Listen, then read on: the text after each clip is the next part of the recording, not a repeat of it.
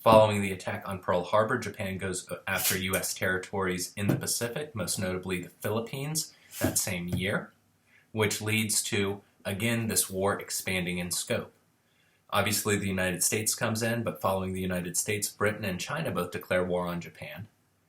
And so now we've got a proxy war in places like Australia and Africa, but in reality, war in the Pacific, which potentially can impact the United States, war in Asia, and certainly war in Europe.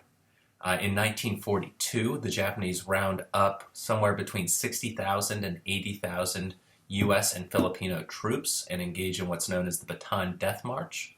We don't know how many people die on the way, but we know 54,000 prisoners reach the camp. Estimates are probably that 2,000 to 3,000 Filipinos and probably 500 Americans die during the march, and probably 10 times that many Filipinos and 1,500 Americans die at the camp that is the end of that march. So all in, we're talking about just shy of 30,000 people dead there.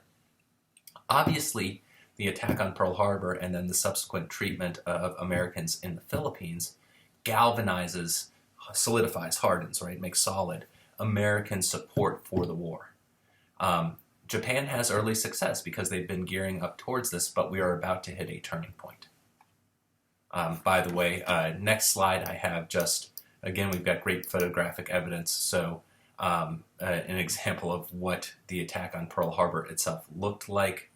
Images like this would have made their way through newspapers in the United States, obviously playing a large part in the public support for the war. And then we'll go to think a little bit about strategy.